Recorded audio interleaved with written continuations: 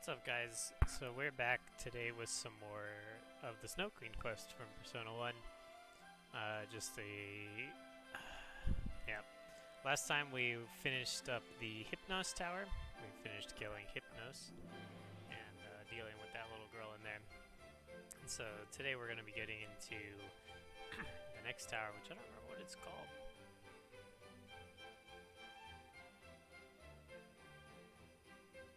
Yeah, I don't remember what this next dungeon is called, but it's pretty much this is the Dominatrix dungeon. The leader of this dungeon is a bit of a she likes to be the M in S&M, you know what I'm saying? So we're just gonna hang out and like chat with these people for a minute, and then we're gonna be off on our way. Oh, you know what? I need to get the 2 times the speed going, because I always do 2 times the speed. So it's just gonna restart the footage really quick. And then for today's listening pleasures, we have... This is like a Winter Wonderland Christmassy playlist that Square Enix put together and emailed to a bunch of people, so I just got on this real quick.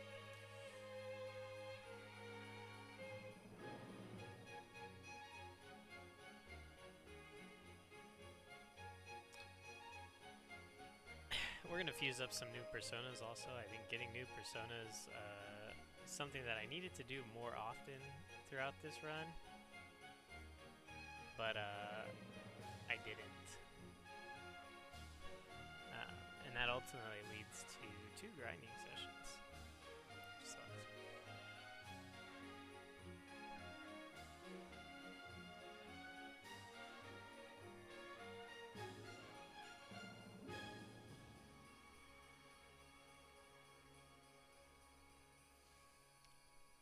But we're just going to fuse up a couple, kind of prepare ourselves to go into this next dungeon. The next dungeon I definitely get done actually really fast, which is great, but it was not as great. The next dungeon is going to have a mechanic where, based on the amount of time you spend in the dungeon, the boss becomes more difficult and reaps better rewards. But I wasn't able to waste as much time in there as I wanted to, so I ended up not being able to reap those rewards. So this is Thanatos Tower. We're not going in here. We're going into the other one. I don't know where I was going. What did I do? Oh, I think I wanted to go shopping first for some reason. And then just in the background, I might be like ducking in and out a little bit here on the audio because my external hard drive died. So since my external hard drive is dead, I lost all of like the games that I had on my computer for the most part, such as my my World of Warcraft, all of my Steam games, etc. So I'm just gonna be in the background over here doing some of these reinstallations. I've gotten a good chunk of them, but I need to just finish up. And also, yeah, it's kind of disappointing. Nemesis Tower is what this one is called. The boss here is also going to be called Nemesis. I don't remember what the girl's name is, but the persona is Nemesis, which if you're a big Persona fan, you also know is the ultimate persona of Ken Amada in Persona 3, which we're going to be playing eventually. I fucking love that game. So, in we go. This will be about 30 minutes for this recording. I'm going to be doing a couple recordings back to back. I'm trying to get us all caught up, because I didn't do this for a couple weeks. Oops. I don't know if that was visible. I just got the pop-up that I had to acknowledge my World of Warcraft download. So what's gonna go on now? I don't remember. Oh fuck! Damn, I didn't think the media source was that loud. Okay. Oh, this might have been when I realized that I didn't have audio on. So the media source got like hella loud, so I don't know if anybody heard me there, but we're getting into the Nemesis Tower. This is the Dominatrix dungeon. I'm sure the music gets wild because it's at 2x speed too. So this is the ruler of this tower, or the leader, or whatever you want to call her. The Guardian, Michiko Matsudaira. Her whole shtick, as we're gonna figure out, is that she's like exceptionally privileged with money, and instead of like learning how to be a good person, she just kind of like bought her way into things. You know, she bought good grades. She kind of bought friends, and as a result, people kind of bullied her, and she doesn't appreciate that, which ultimately leads her to being a huge asshole, being super into S&M, being a gigantic bully, and torturing people, which is the theme of her tower. She tortures people. Excuse me. Sorry if you heard that.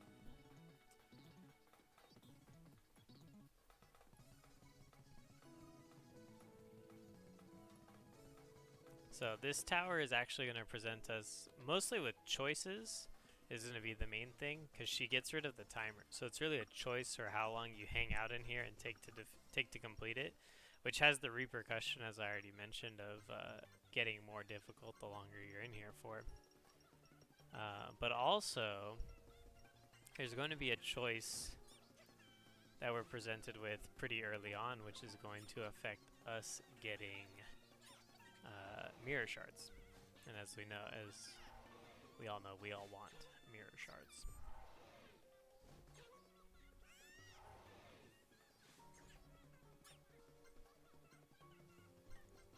So what we have here at the beginning is actually just some not like greatly difficult fights. I think the scaling between, if you do Hypnos Tower into Nemesis Tower, is actually not super difficult, but I think that the difference from Nemesis to Thanatos Tower is a huge difference, which is why there's going to be a grinding session.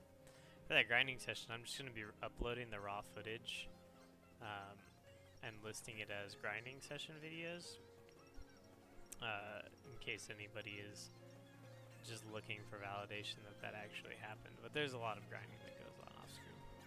There's a separate dungeon that's just for grinding. It unlocks as you complete these towers, and it just kind of like gives you access to the demons that you fought in the towers, so they kind of scale on up. So I just am checking out my personas. I want to make sure that I'm using personas that need to rank up, so that way I have access to different abilities. Which is like the theory behind what I should be doing, but it's not actually what I do. I do use personas that need to be ranked up, but I don't switch them out in favor of using certain abilities. Which was also an issue I had in my CBET quest run. And it's going to be an issue I'm going to have when I do Persona 2 and the other Persona 2. It's not going to be an issue I have when I play Persona 3 and 4 and 5, because I'm much better and more familiar with those games. But either way, these fights are super simple. We really just kind of auto our way through it. And this is going to be where the gap in level with like Ellie and Brown really starts to move on up. Which I don't necessarily appreciate as much as maybe somebody else does. But it's fun.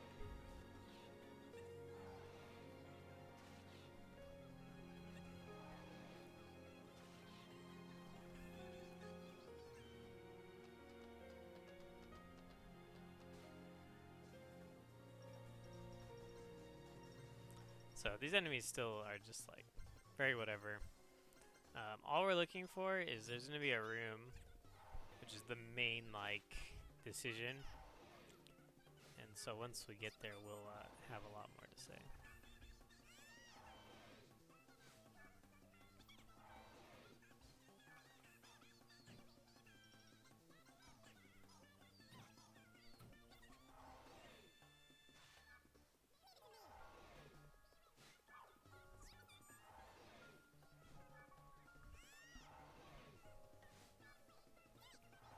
I scratch my noggin as well.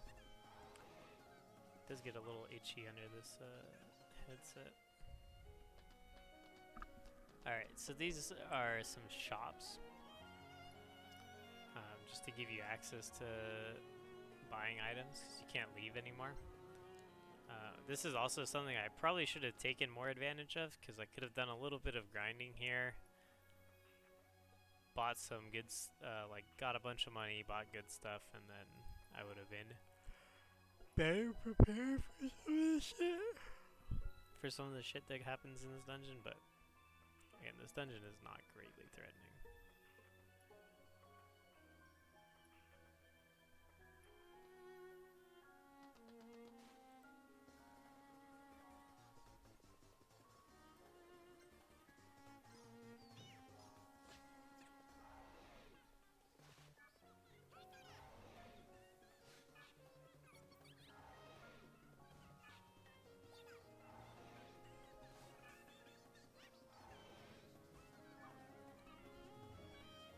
So we do just kind of push through a lot of this.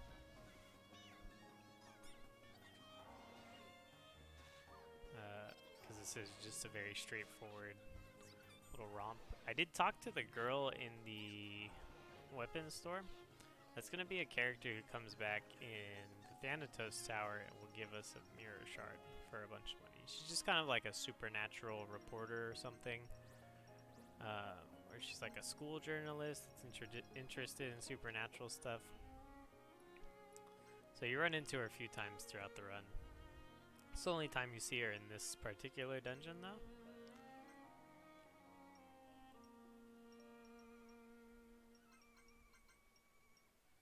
So I did just look at anything that I can do, anything I can make or move around, and there was not much. Oh, we're gonna make Mokush. This is also not a bad persona to have. But in some of the later videos, especially once we start going through Nemesis Tower, there's going to be a lot more going on with regards to fusion and certain people having some. So this is the room. As we see, the fat guy is getting fed a ton of milk until he can't handle it anymore. And the nerdy guy, the nerdy occultist guy, is being made to do push-ups over spikes. This is to torture them. And they're being watched by Mr. Devilish here. So this is really just to torture them. This is where the decision's going to come through on like whether or not we take the quick route or the long route. So, what the decision will be is to get one mirror shard, which is the fast route, which is the longer route. And if you get the mirror shard, it takes longer to get through the dungeon. But you only get one mirror shard. And if you take the faster route to save your friends, you'll eventually get 2 mirror shards. So, we're gonna go with getting 2 because it's the only way to get the best, all 12 of them, which is something that we're set to do.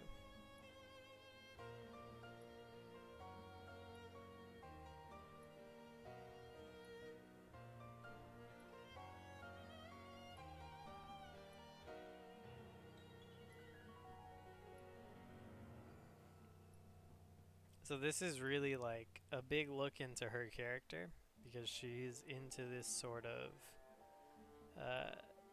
kind of torture. Now she appears to let us know what she thinks and give us our decision.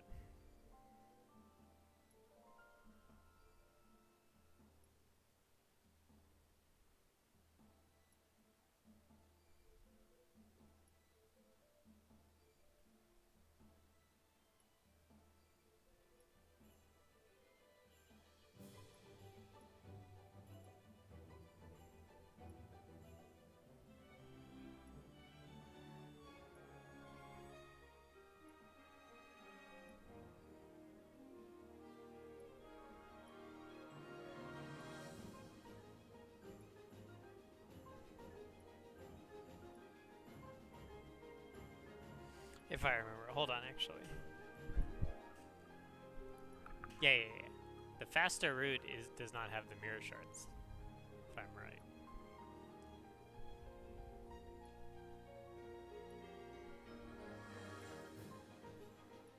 I remember thinking this scene was really fucking funny because I think it's just funny that like they're being tortured in this way. Yeah. So this is the faster route. We're really on a mission to help our amigos here. And because we get 2 mirror shards at the end of it. That's not something you would know if I didn't tell you or you didn't look it up on the internet. But I looked it up on the internet.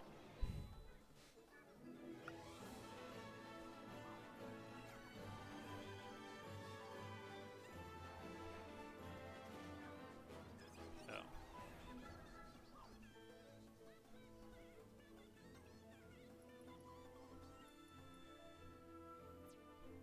But the enemies in this dungeon don't change very much, if like really at all. So it is a very like steady, consistent way through, and the timer has been removed. So, but it follows the same rules for timing it for the difficulty as the timer normally does. The longer it takes you to get through it,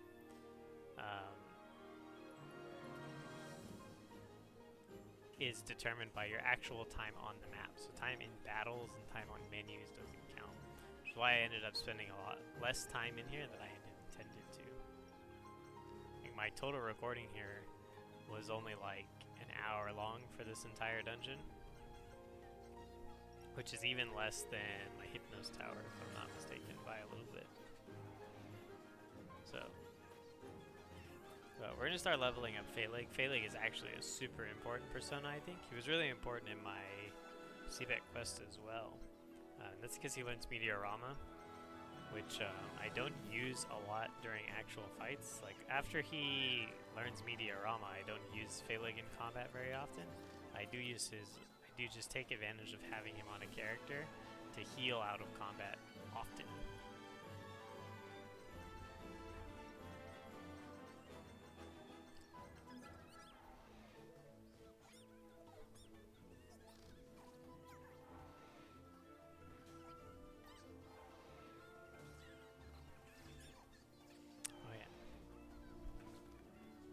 Pardon me real quick while we do some of these encounters. I have to check something else on the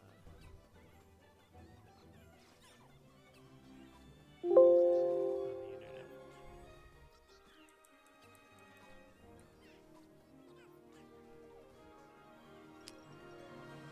I think it might have something to do with like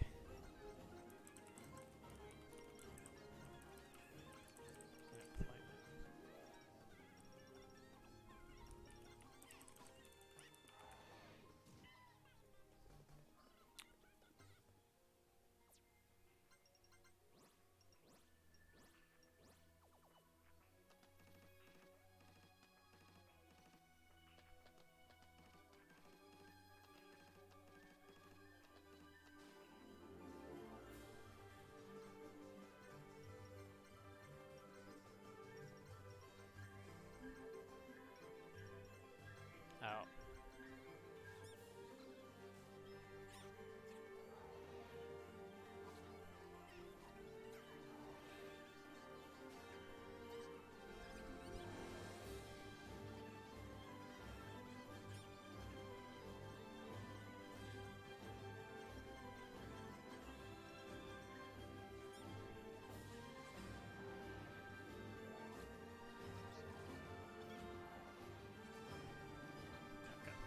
Yeah, it was just I got a thing from my unemployment because I was out of work for 6 months due to the COVID. I just got a thing for unemployment saying that thanks to this new relief bill, my deadline has been extended. But I'm back to work now. I actually have 2 jobs now. So I'm hella back to work. This starts to run into like probably the only issue that I end up having in this dungeon. Really, like, this entire run is just like status ailments. I think it's really the story of like things that kill you in early Persona games is just status ailments. You get fucking everybody falls asleep or everybody gets charmed, you know, just slowly die.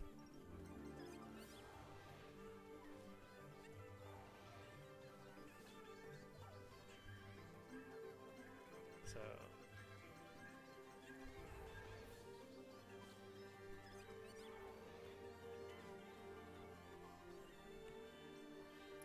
But I mean, for the most part, this dungeon is still not dangerous. It's not threatening. Uh, it's just not threatening at all.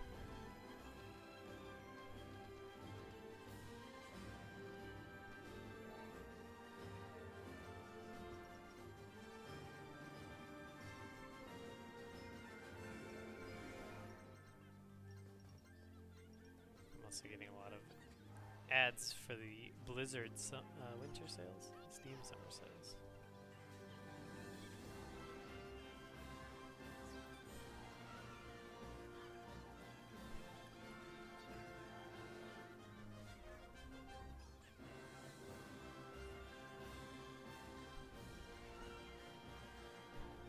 I try not to buy. I do play a lot of World of Warcraft. I try not to buy the pets mounts. There's a lot of the pets are $5 now, and a lot of them are hella fucking cute.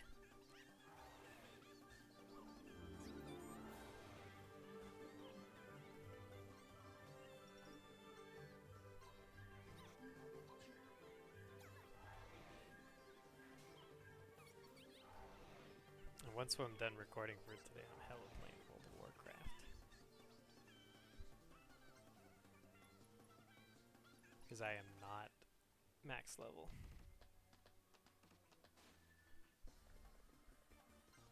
With a new expansion, but yeah, I'm still just climbing up on through this dungeon. There hasn't been anything interesting, just a bunch of like little encounters. It's really the story of this dungeon. Thanatos Tower is gonna have a lot more to talk about, and Hypnos Tower had more to talk about because of its gimmick.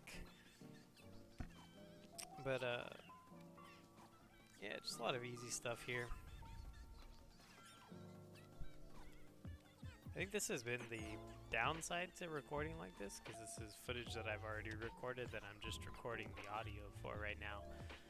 It means that I don't have a lot of the live reactions where there's like time to explain maybe what I'm doing. Something like that is what happens in my MS Saga run, where I think I have a lot more to talk about. And because this is a JRPG, the game's just longer. You end up with a lot more like dead time. I wonder if there's anything I can do about that.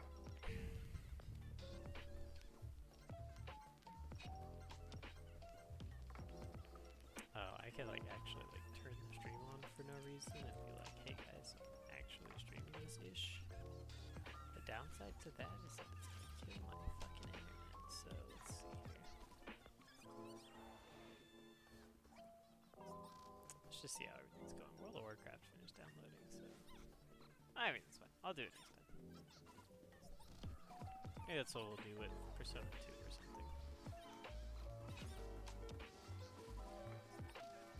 This is also probably the most common pack to encounter, I think, because every time I look up, this is always the one that I'm fighting. And I deal with it a lot just by using regular attacks and guns. These are some mighty magic immune enemies.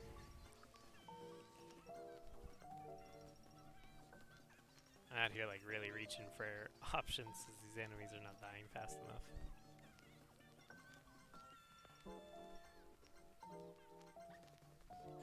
We do pop a quick heal. This is probably one of the only times I use Phaleg in combat to heal. Let's say just out of like what I thought was necessity.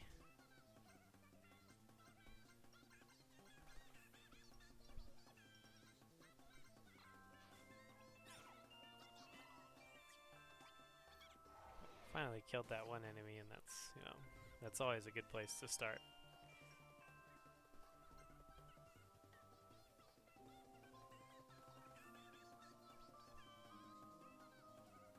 I even was thinking like, man, maybe I'll just talk to these enemies. Can't talk to them. Can't talk to them when you're muted. I'm able to talk to this one. This is a tactic that you should take advantage of more, I think, in Snow Queen Quest, where your levels don't line up as well. That's just the idea of like talking to enemies and telling them to give you items so that they'll leave.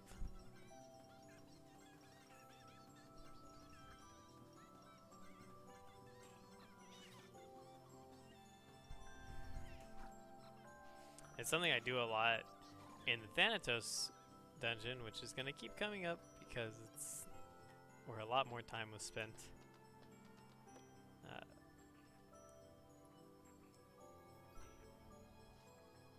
As we start getting closer to the end here,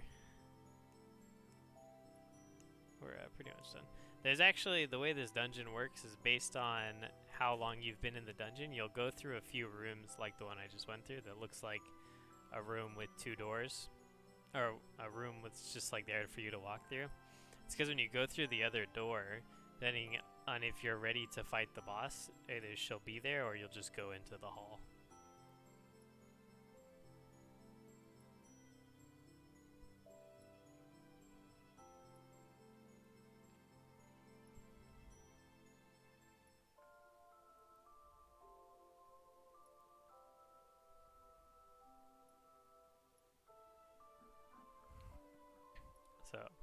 So what she really starts to explain is a lot of the stuff that I had already explained about how she's a giant fucking bitch. About how she felt like she was being bullied, but she was actually a bully and just kind of unreasonable and blah blah blah.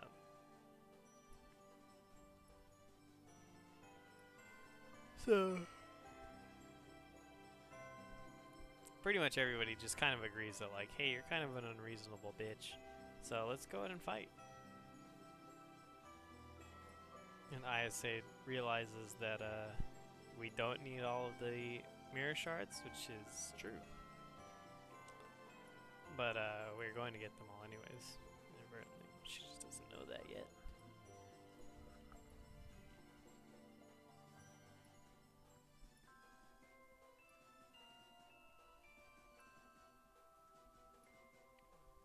I think I'll try to finish the gameplay for this run soon.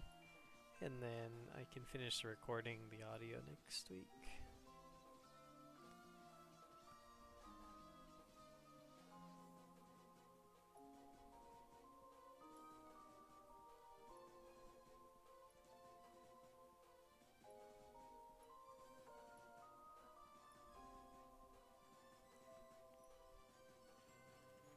And so let's go ahead and get this party started. She's going to call up her persona Nemesis, which doesn't look anything like he does in Persona 3, which is kind of a shame, but either way. Battle stations? Man, let's... I didn't realize she said that. We're piloting this ship all the way. So we're going to pause the recording right here. We have about 17 minutes left on this next one, so I'm going to go ahead and get the next... Actually, no, I'll just do that later. So either way, we're going to stop this episode right here, and we're going to pick up in the next one where we're fighting Nemesis. See ya.